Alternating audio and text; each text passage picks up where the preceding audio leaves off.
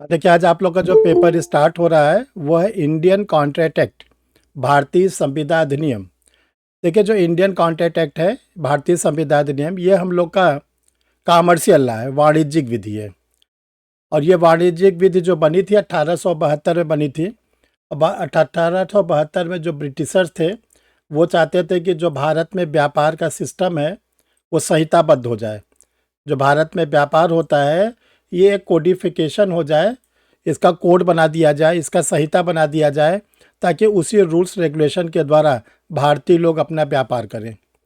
तो इन्होंने 1872 में 4 एक्ट हमारे लोग के लिए बनाया उस समय। और उस समय इसका नाम कहा गया था मर्केंटाइल लॉ।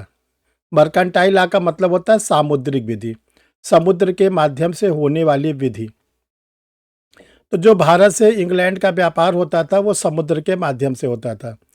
तो उस समय जो सामुद्रिक विधि बनाई गई थी उसमें उन्होंने सामुद्रिक विधि में 4 प्रकार के विधि को समाहित किया। पहला भारतीय संविदा अधिनियम, इंडियन कॉन्ट्रैक्ट एक्ट। दूसरा माल विक्रय अधिनियम, सेल ऑफ गुड्स एक्ट। तीसरा बनाया भारतीय साझेदारी अधिनियम, इंडियन पार्टनरशिप एक्ट। और 4th नंबर पर बनाया गया नेगोशिएबल इंस्ट्रूमेंट एक्ट, परक्राम संलेख अधिनियम। तो जो उस समय बनाया गया है 1872 में 11 चैप्टर्स रखे गए, 226 इसमें सेक्शंस रखी गई और एक शेड्यूल बनाया गया जो ओरिजिनल फॉर्म में था। 11 चैप्टर्स, 266 धाराएं और एक शेड्यूल। ये जो एक्ट था ये एक्ट नंबर 9, 1872 का एक्ट नंबर 9 ये हम लोग के सामने बनाया गया। और इसका जो डेट ऑफ इन्फोर्समेंट था, लागू होने की तिथि, प्रवर्तन की तिथि, जिसको हम लोग कहते हैं 1 सितंबर 1872।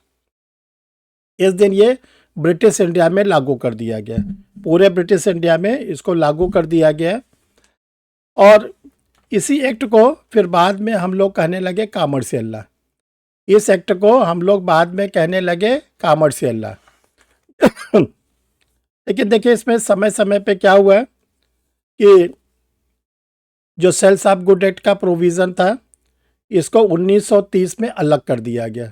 1930 में इस जो मेजर वाला हम लोग का इंडियन कॉन्ट्रैक्ट एक्ट था उसमें से अलग करके जो चैप्टर नंबर 7 था सेल्स ऑफ गुड को अलग कर दिया गया।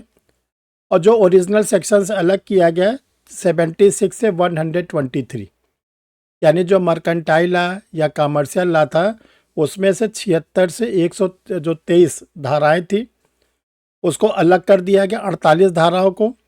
और एक नया एक्ट बना दिया गया, उस एक्ट का नाम रखा गया the sale of goods act, the sale of good act, माल विक्रय अधिनियम 1930।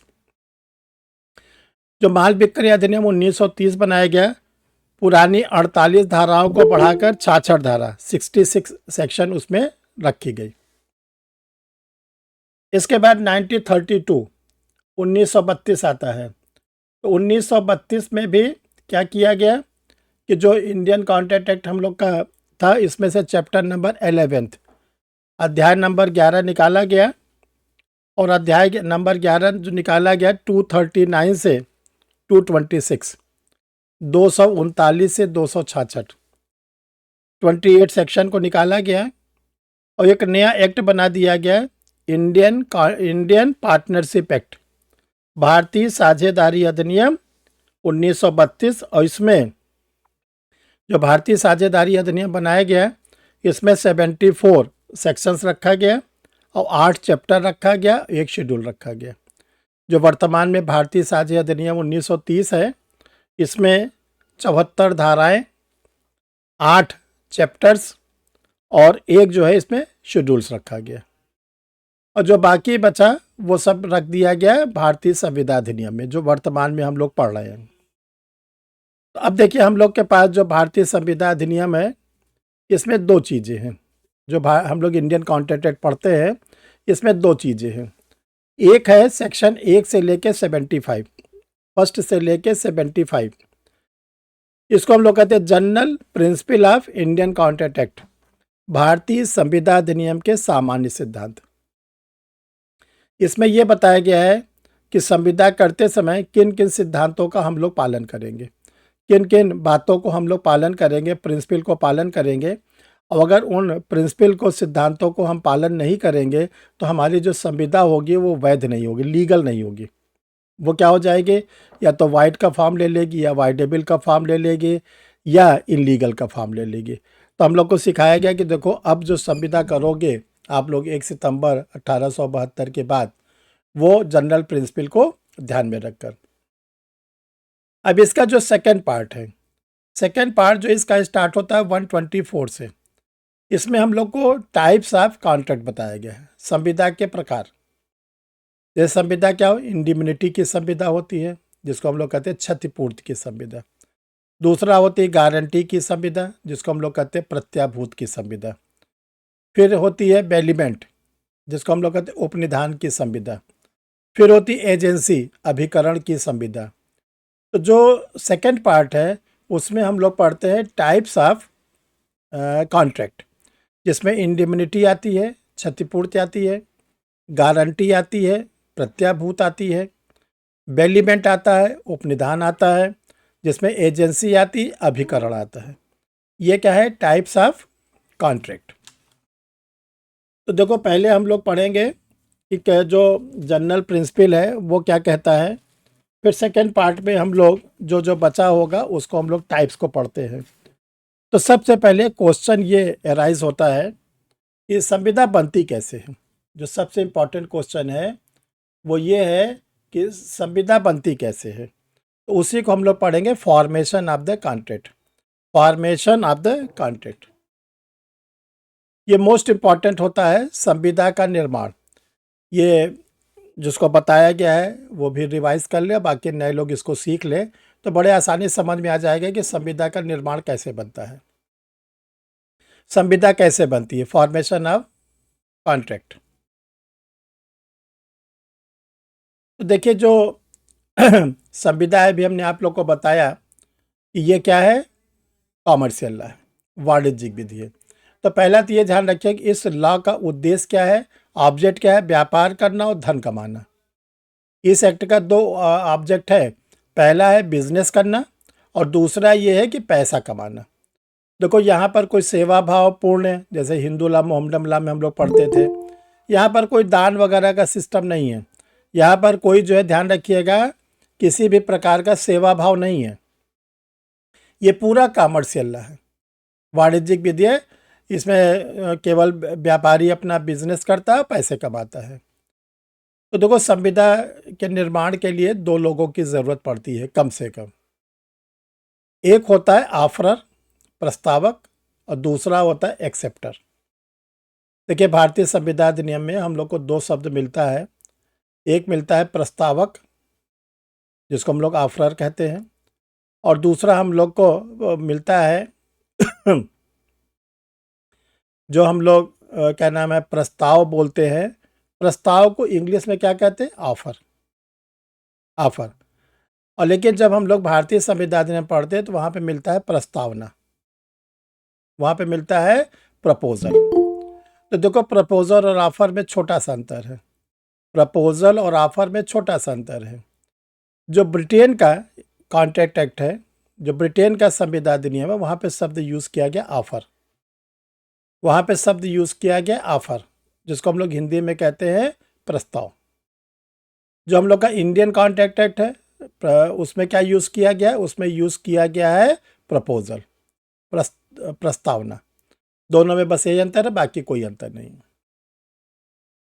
तो देखिए संविदा के निर्माण के लिए सबसे पहले दो पक्षकारों की ज़रूरत पड़ती है, दो पक्षकार।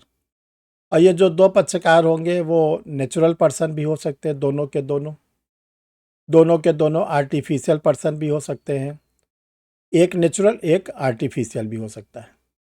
यानी दोनों के दोनों प्राकृतिक व्यक्ति हो सकते हैं, दोनों के दोनों आर्टिफिशियल पर्सन हो सकते हैं, एक आर्टिफिशियल और एक हो सकता है नेचुरल पर्सन। तो ये कहा गया कि पहला व्यक्ति जो है, पहला व्यक्ति वो दूसरे व्यक्ति के सामने क्या रखेगा, अपने कॉमर्शियल कंडीशन, व्यापारिक शर्तें। वो क्या होती हैं, वो या तो कोई सामान खरीदने के लिए उसके सामने ऑफर देगा, या उसका कोई सामान अपना सामान बेचने के लिए कोई ऑफर देगा, या उसका कोई सामान खरीदने के लिए ऑफर देगा।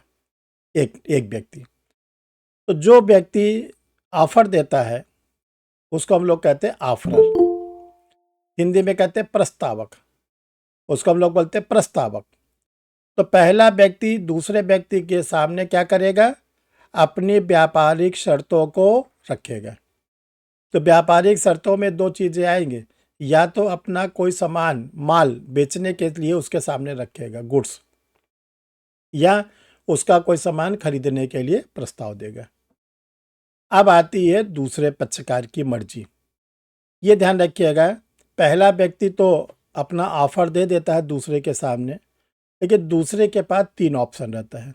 दूसरे वाले के पास जो रहता है वो क्या रहता है, तीन ऑप्शन रहता है। और क्या क्या ऑप्शन है, जरा इसको ध्यान से देखिए। पहला ऑप्शन तो ये है कि दूसरा वाला व्यक्ति जो है हाँ कर दे, यानी ऑफरर के ऑफर को जो दूसरा व्यक्ति, जिसको हम लोग एक्सेप्टर बोलेंगे, एक्सेप्टर स्वीकर्ता, वो हाँ कर दे। तो पहला क्या विकल्प है कि प्रस्तावक के प्रस्ताव को स्वीकर्ता क्या कर दे, हाँ कर दे। ये बड़ा सिंपल होता है।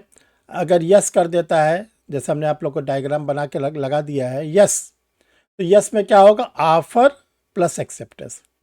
ऑफर के ऑफर को स्वीकर्ता ने, एक्सेप्टर ने क्या कर दिया, एक्सेप्टेंस दे दिया अपनी।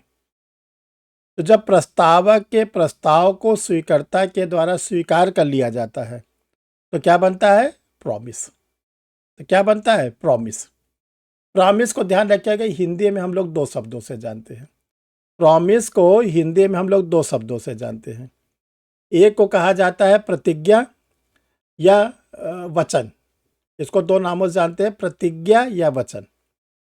तो अगर प्रस्तावक के प्रस्ताव को स्वीकर्ता ने यस कर दिया तो वो क्या बन जाएगा, वचन, प्रॉमिस या प्रतिज्ञा। ठीक, ये तो सबसे इजी है अगर वो हाँ कर देता है तब। दूसरा क्या है, स्ट्रेट फॉरवर्ड, उसने बिल्कुल साफ शब्दों में कह दिया नो।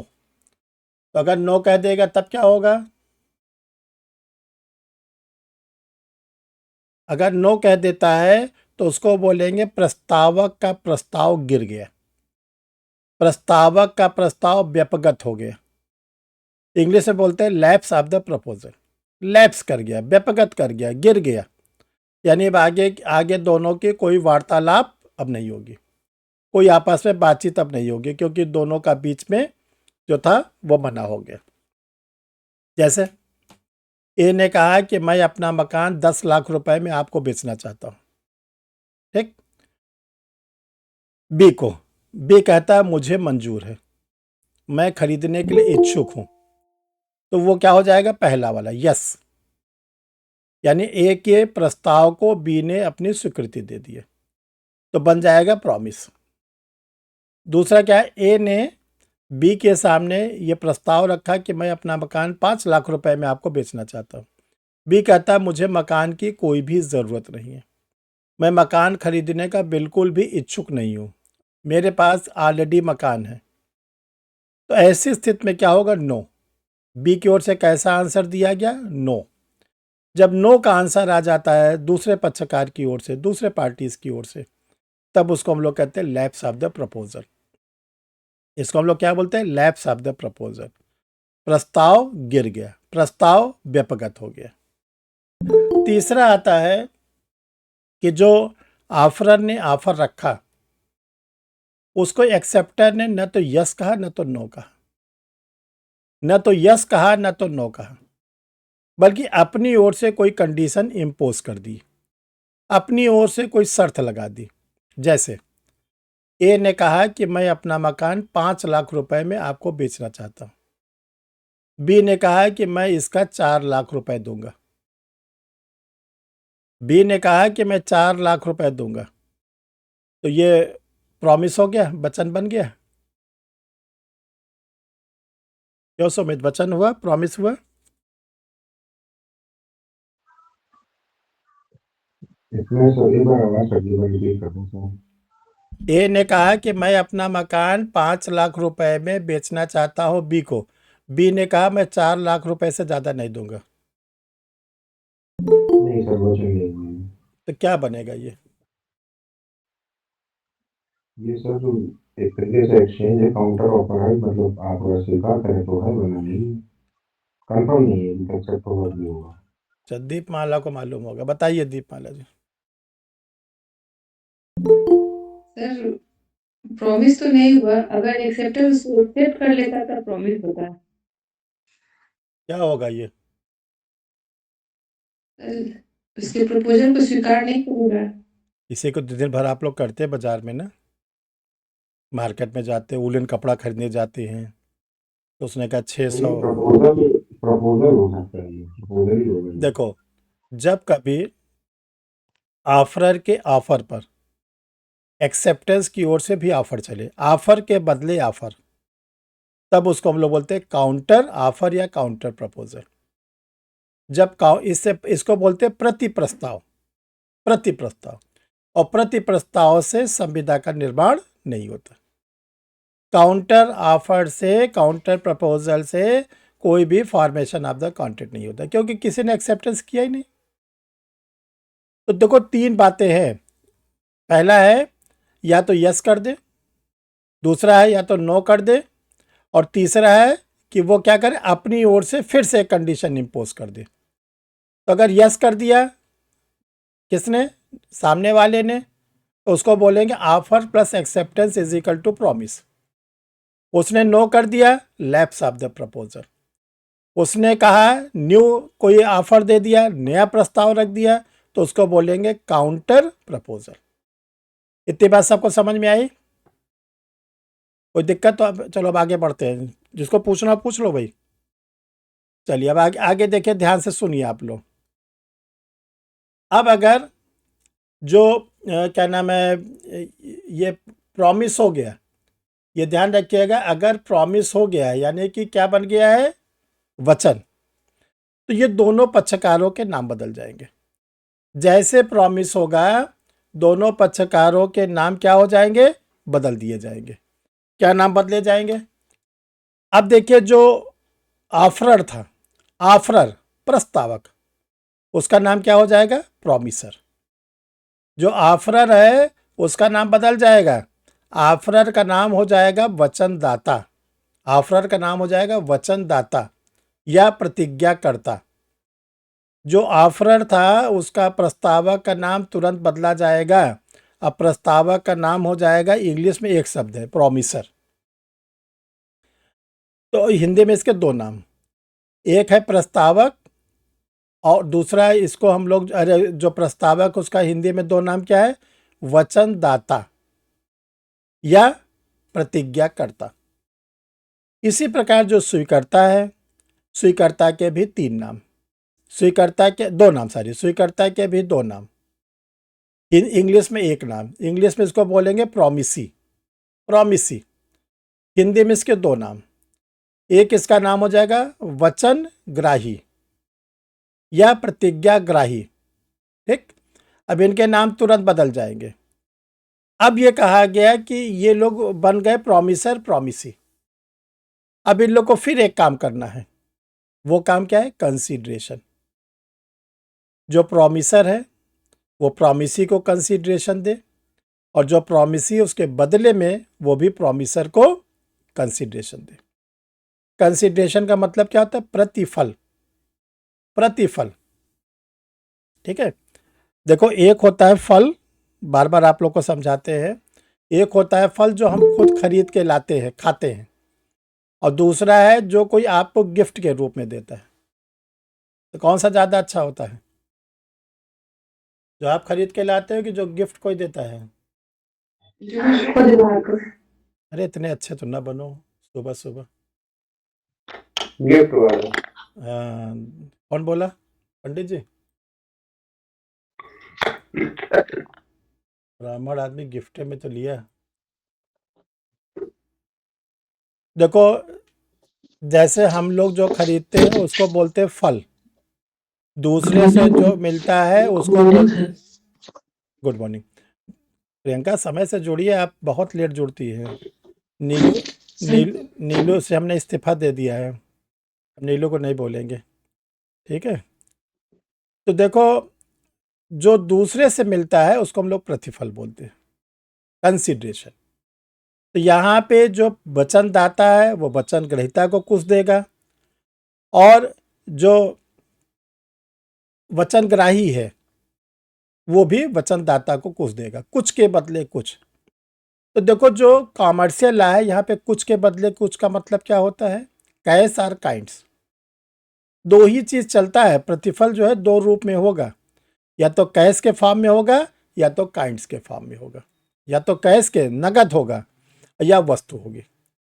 जैसे हम लोग जाते हैं मार्केट में, हमने मार्केट में कोई सामान खरीदा, उसने हमको सामान दे दिया, हमने उसको पैसा दे दिया। तो यहाँ पे वचनदाता वचन ग्रहीता को कुछ देगा और वचन ग्रहीता भी वचनदाता को कुछ देगा। अगर प्रॉमिस में कंसीडरेशन आ जाता है, यदि प्रॉमिस में, प्रॉमिस मतलब वचन में, वचन प्लस प्रतिफल बराबर करार, promise plus consideration is equal to agreement. अब देखो, तीन फार्मूला है, बताएंगे। एक तो हमने बता दिया आप लोग को, offer plus acceptance is equal to promise. दूसरा फार्मूला क्या कहता है, promise plus consideration is equal to agreement. यदि वचनदाता वचन ग्रहीता को कुछ देता है और वचन ग्रहीता कुछ वचनदाता को देता है, तो कुछ के बदले कुछ को हम लोग बोलते हैं कैश आर काइंड्स, और इसको हम लोग क्या बोलते हैं इंडियन कॉन्ट्रैक्ट एक्ट में सेक्शन 2D। सेक्शन 2D क्या कहता है, प्रतिफल। प्रतिफल मतलब दूसरे से मिलने वाला फल, जो हम लोग को दूसरे से फल मिलता है उसको हम लोग बोलते हैं कंसीडरेशन। तो दूसरा फार्मूला हम लोग का क्या हो गया, दूसरा फार्मूला हम लोग का हो गया promise plus consideration is equal to agreement. वचन प्लस प्रतिफल बराबर करार। ठीक है, क्लियर है। चलिए, क्या नाम है आपका, नाम भूल जाते हैं, स्वाति गोरखपुर से जो क्लास लेती है, आपका नाम भूल जाते हैं, बताइए जरा से।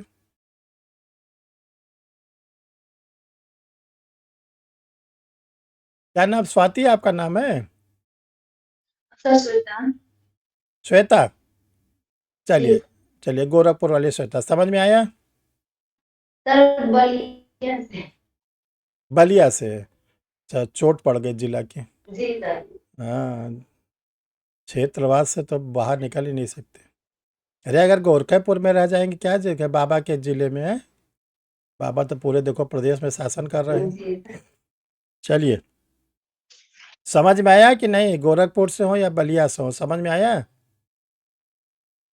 जी सर। जब बताइए हमें क्या समझ में आया।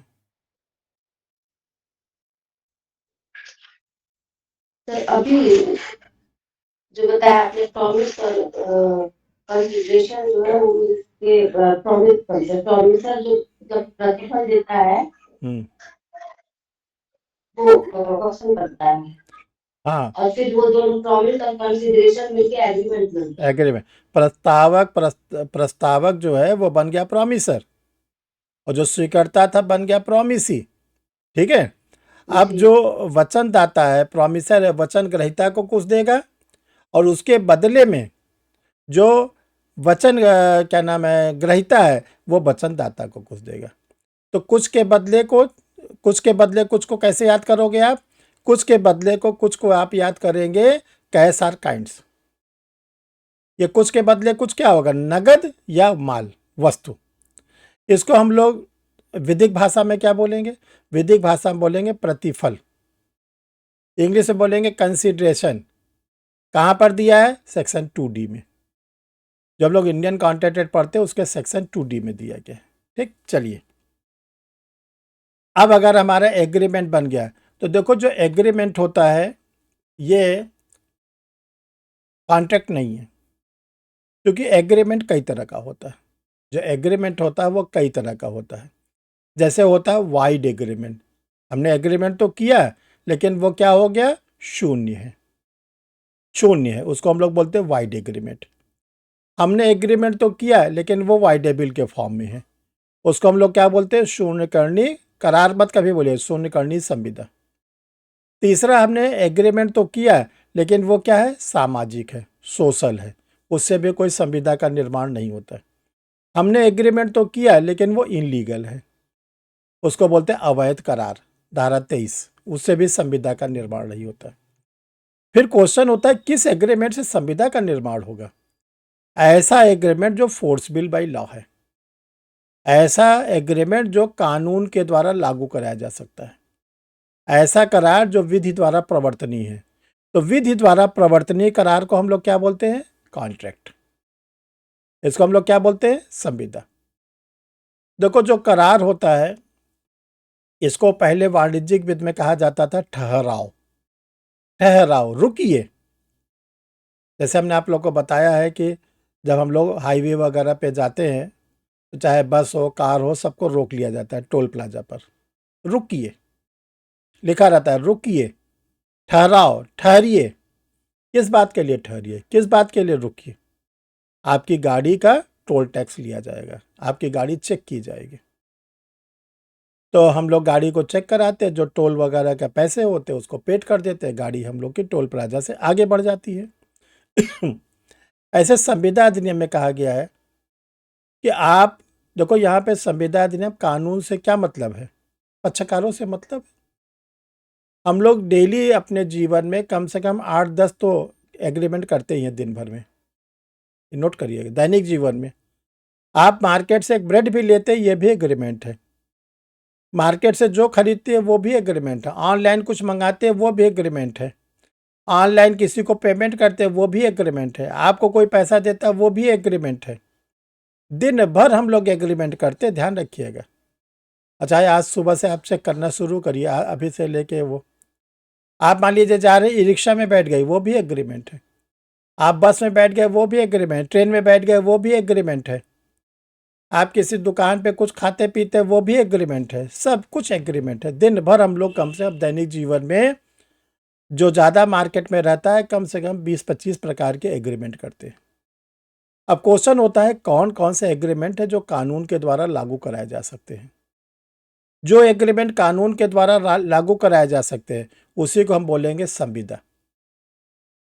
और जब एक बार संविदा बन जाएगी और तब अगर उस संविदा से कोई भी पक्षकार पीछे हटा, कोई भी पक्षकार संविदा का पालन नहीं किया, कोई भी पक्षकार संविदा के उपबंधों को तोड़ा, तो जो दूसरा वाला होगा, जिसको बोलेंगे पीड़ित व्यक्ति, उसको अधिकार दिया गया है संविदा अधिनियम की धारा 73 से 75 में, 73 से 75 में। क्या अधिकार दिया गया है? आप उसे डैमेजेस लो, क्षतिपूर्ति लो, जिसने संविदा को तोड़ा। तो ये ध्यान रख, करार के टूटने पर कोई भी क्षतिपूर्ति नहीं मिलती, लेकिन जब संविदा बन जाती है तो क्षतिपूर्ति मिलती है, क्षतिपूर्ति मिलती है। ठीक है, जब संविदा बनेगी क्षतिपूर्ति में, क्योंकि संविदा है क्या? ऐसा करार जो विधि द्वारा प्रवर्तनीय है, ऐसा करार जो विधि द्वारा प्रवर्तनीय, कानून द्वारा प्रवर्तनीय है। अगर कानून द्वारा प्रवर्तनीय है तो कानून फिर आपकी मदद करेगा। जैसे एग्जाम्पल नंबर फर्स्ट, ए और बी दो पड़ोसी हैं, आस बगल बगल रहते हैं। दोनों ने आपस में ये एग्रीमेंट किया कि हम लोग साथ साथ मॉर्निंग वॉक सुबह टहलने चलेंगे। टाइम फिक्स हो गया, 7 बजे चलेंगे, 8 बजे के पहले पहले आ जाएंगे। ठीक, दोनों साथ साथ जाते थे। पहले दिन गए, दूसरे दिन गए, तीसरे दिन, चौथे दिन, 5वें दिन, 8वें दिन, 10वें दिन। दोनों सुबह 7 बजे जाते थे, टहलते थे, 8 बजे वापस आ जाते थे। 11वें दिन ए जो है वो क्या किया, 6:30 बजे ही निकल गया टहलने। और जब उसके घर बी गया तो बी के घर पता चला ए तो आधे घंटे पहले ही चले गए। तो क्या बी ए से क्षतिपूर्ति ले सकता है?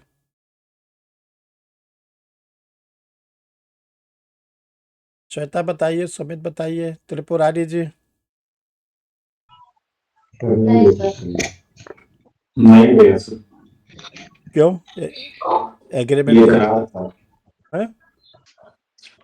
ये आपसी सहमति से किया गया करार था, हाँ, तो संविदा नहीं था। यहाँ पे कंसिडरेशन क्या है? यहाँ पे प्रतिफल क्या है?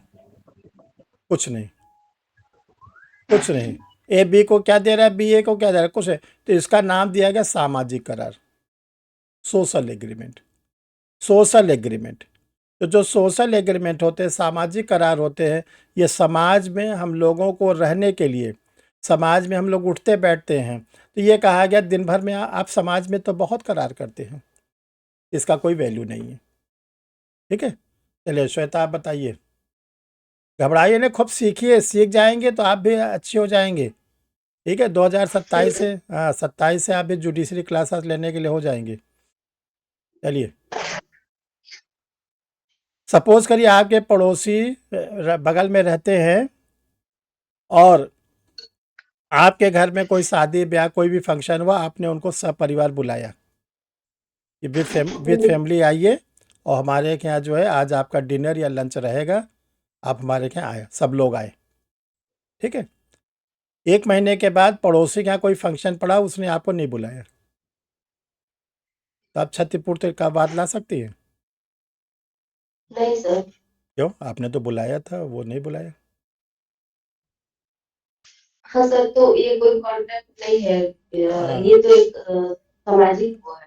तो ये ध्यान रखिएगा, ये सोशल एग्रीमेंट है। जी। उसने आपसे कहा था कि मुझे बुलाइए, तो आपने अपने मर्जी से बुलाया था, तो उसकी मर्जी नहीं बुलाया। जी। तो ये ध्यान रखिएगा, जो सोशल एग्रीमेंट होता है वो कभी भी संविदा का निर्माण नहीं करता, एक चीज। दूसरा इसको हम लोग बोलते हैं वाइड एग्रीमेंट। वाइड एग्रीमेंट, आपने एग्रीमेंट तो कर लिया, लेकिन एग्रीमेंट में कंसीडरेशन ही नहीं है। आपने एग्रीमेंट तो किया लेकिन कंसीडरेशन नहीं है। तो सेक्शन 25 क्या कहता है इंडियन कॉन्ट्रैक्ट एक्ट का?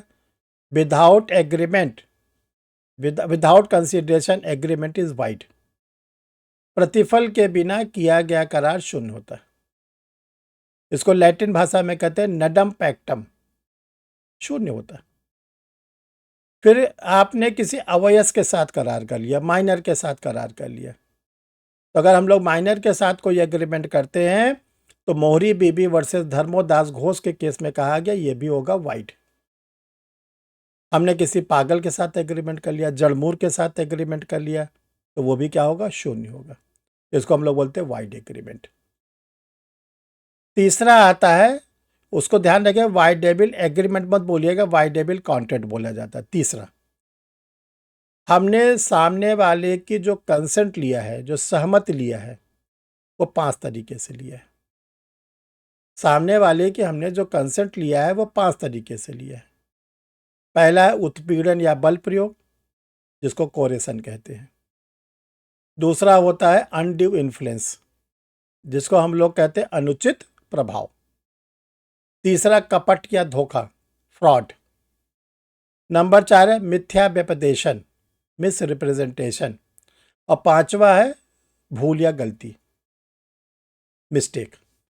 तो अगर सामने वाले की कंसेंट 5 तरीके से ली गई है, जिसको हम बोलते हैं coercion, undue influence, fraud, misrepresentation और मिस्टेक।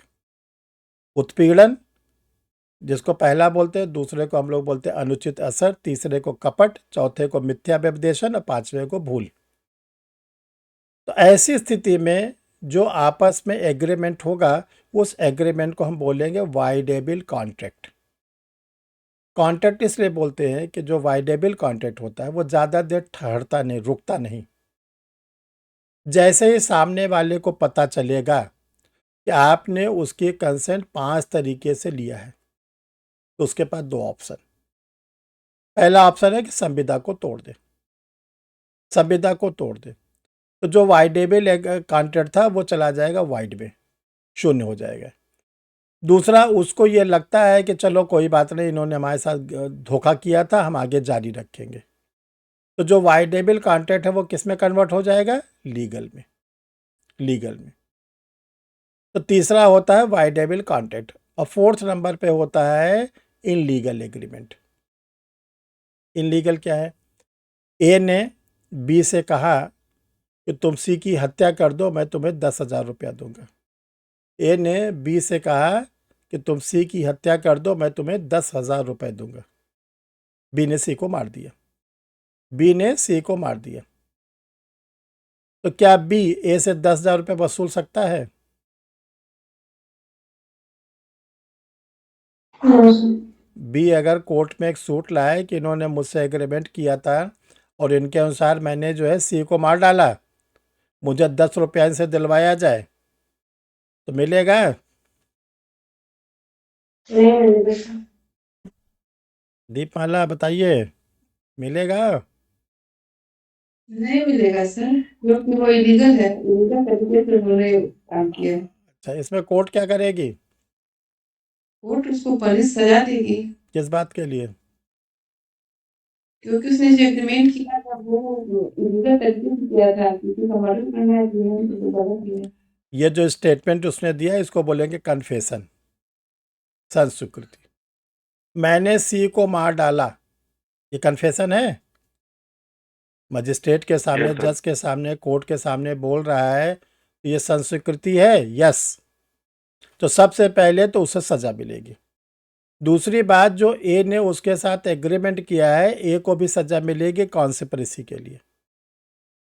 और 10,000 का लेन देन वो होगा कुछ, वो तो बहुत दूर की कहानी है, वो तो बहुत दूर की बात है, उसको तो बारे में सोचना ही खराब है। तो इसको हम लोग धारा 23 में बोलते हैं इनलीगल एग्रीमेंट। चौथे नंबर पर होता है ऐसा एग्रीमेंट जो विधि द्वारा प्रवर्तनीय है।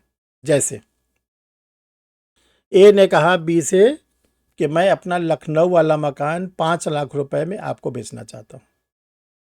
ए बी से कहता है, ए रहता है प्रयागराज में, बी मान लो रहता है बरेली में, और ए का एक मकान लखनऊ में है। ए जो है प्रयागराज वाला बरेली वाले से कहता है कि मैं अपना लखनऊ वाला मकान 5 लाख रुपए में बेचना चाहता हूँ। बी कहता है मुझे मंजूर है। बी कहता है मैं 2 लाख रुपए आपको एडवांस दे रहा हूँ और 3 लाख रुपए मैं रजिस्ट्री वाले दिन दे दूंगा। ठीक, बी ने 2 लाख रुपया उसको दे दिया। तो पहले आप ये सोचो जरा ध्यान से, ए ने कहा बी से कि मैं लखनऊ वाला मकान बेचना चाहता हूँ, बी ने कहा हाँ, तो क्या बन गया दोनों के बीच में? प्रॉमिस। प्रॉमिस बन गया दोनों के बीच में, वचन बन गया, प्रतिज्ञा हो गई। ए के प्रस्ताव को बी ने स्वीकार कर लिया, तो प्रस्ताव प्लस स्वीकृति बराबर वचन, अभी बताया हमने। अब जब वचन बन गया, प्रॉमिस बन गया, तो कुछ के बदले कुछ। ए के लिए प्रतिफल क्या है? नए लोग बोलो जल्दी से, ए के लिए प्रतिफल क्या है?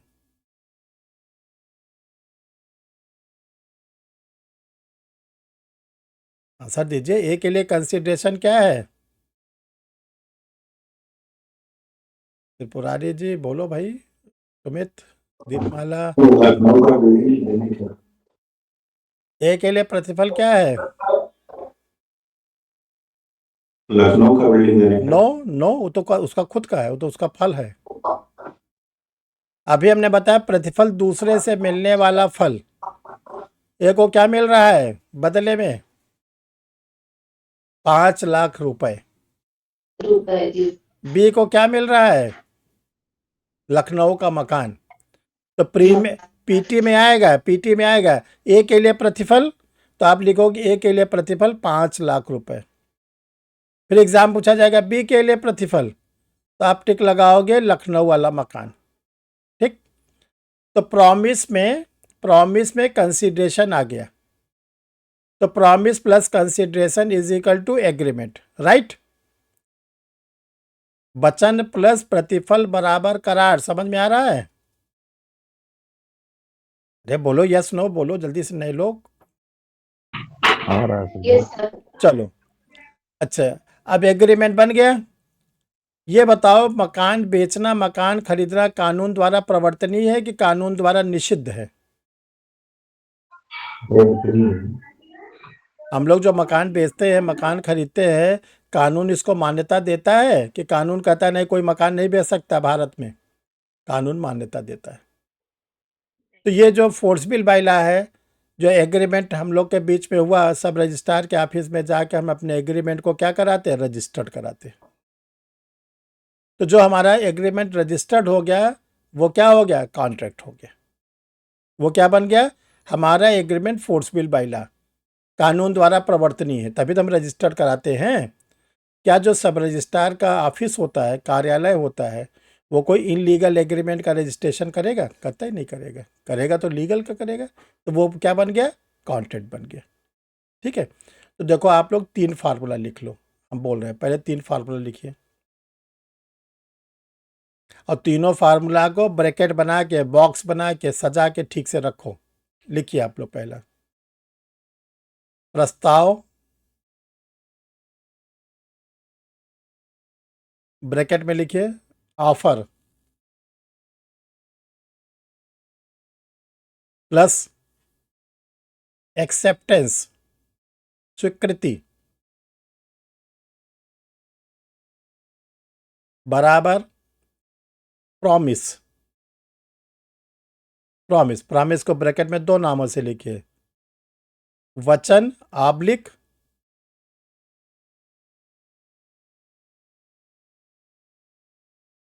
प्रतिज्ञा। उसके नीचे लिखे नोट। नोट, जब प्रस्तावक का प्रस्ताव स्वीकर्ता के द्वारा स्वीकार कर लिया जाता है, जब प्रस्तावक का प्रस्ताव स्वीकर्ता के द्वारा स्वीकार कर लिया जाता है, तब वचन या प्रतिज्ञा, प्रॉमिस का निर्माण होता है।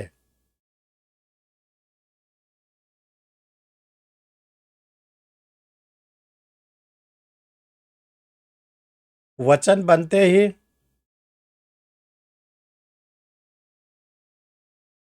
प्रस्तावक का नाम,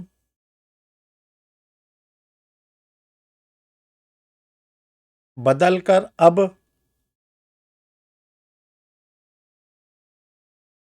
वचनदाता या प्रतिज्ञाकर्ता, वचनदाता या प्रतिज्ञाकर्ता ब्रैकेट में प्रॉमिसर,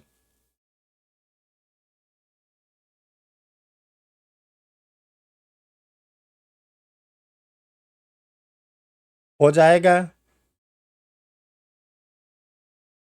इसी प्रकार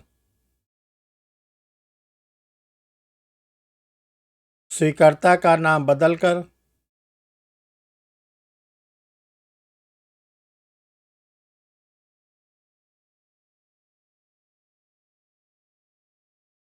वचन ग्रहीता या प्रतिज्ञा ग्रहीता हो जाएगा।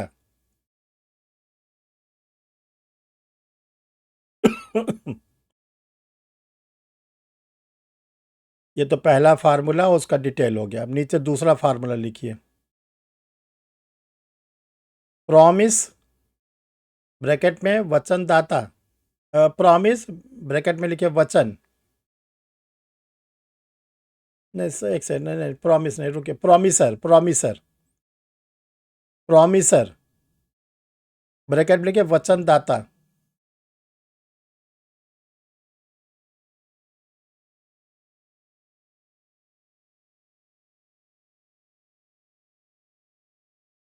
एरो लगाइए, ऊपर लिखिएगा, एरो के ऊपर लिखिएगा कंसिडरेशन, आधा एरो बनाएगा, हाफ, हाफ जाएगा प्रॉमिसर की ओर, हाफ जाएगा प्रॉमिसी की ओर। ऊपर लिखिएगा कंसिडरेशन, प्रतिफल, जहां एरो खत्म किया है वहां पे लिख लीजिएगा प्रॉमिसी। देखिए हम चाहे देख लीजिए स्क्रीन पर लगा हुआ है, ये प्रॉमिसर, कंसिडरेशन, प्रॉमिसी। प्रॉमिसर के नीचे हिंदी में लिख लो आप लोग वचनदाता, प्रतिफल को हिंदी में लिख लो प्रतिफल, अरे कंसिडरेशन को प्रतिफल, और प्रॉमिसी को आप लिख लीजिए वचन ग्रहीता। अब उसके नीचे अब बनाइए बॉक्स में, promise plus consideration is equal to agreement, promise plus consideration is equal to agreement, वचन प्लस प्रतिफल बराबर करार।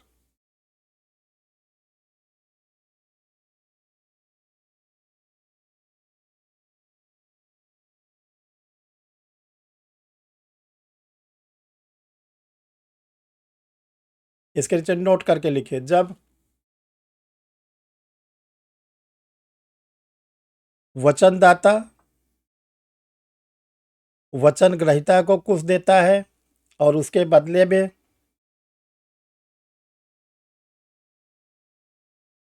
वचन ग्रहीता भी वचनदाता को कुछ देता है,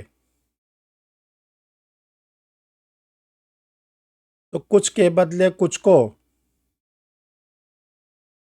प्रतिफल कंसीडरेशन कहा जाता है।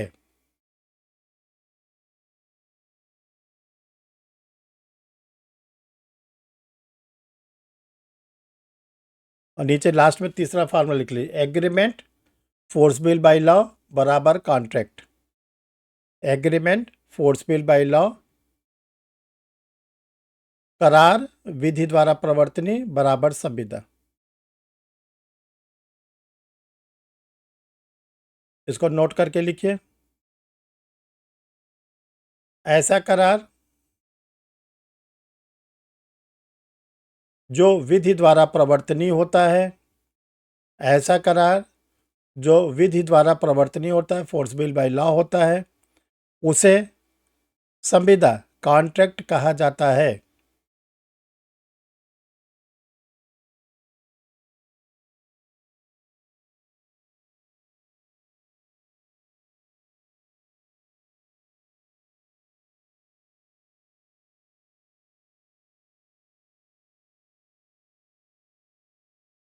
नोट, जब एक संविदा का निर्माण हो जाता है तब कोई भी पक्षकार व्यापारिक शर्तों से पीछे नहीं हट सकता। जब एक बार संविदा का निर्माण हो जाता है तो कोई भी पक्षकार व्यापारिक शर्तों से पीछे नहीं हट सकता।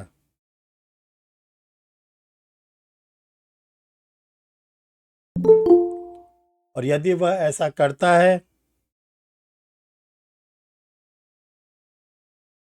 तो उससे क्षतिपूर्ति डैमेजेस पीड़ित व्यक्ति वसूलेगा।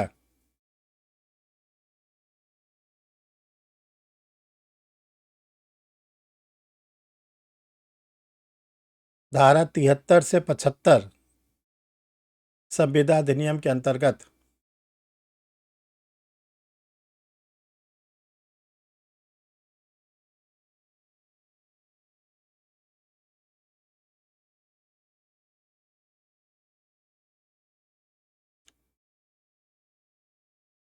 इसको आप लोग एक दो बार पढ़िएगा, ठीक है, धीरे धीरे पढ़िएगा, समझ में आ जाएगा। कल का टॉपिक नोट करिए। हाँ, 73 से 75 कल आप लोग पढ़ेंगे। ऑफर ऑब्लिक प्रपोजल, प्रस्ताव या प्रस्तावना, सेक्शन 2A, ए स्मॉल रहेगा। सेक्शन 2A में देखो, जो बेयर एक्ट में हिंदी में ए बी क ख प लिखा है, ये सब चक्कर मत पड़िएगा। आप लोग जो इंग्लिश का सेक्शन है उसी को याद करिएगा, तो 2A हर समय याद रहेगा, ठीक है। कल इसी को हम लोग पढ़ेंगे।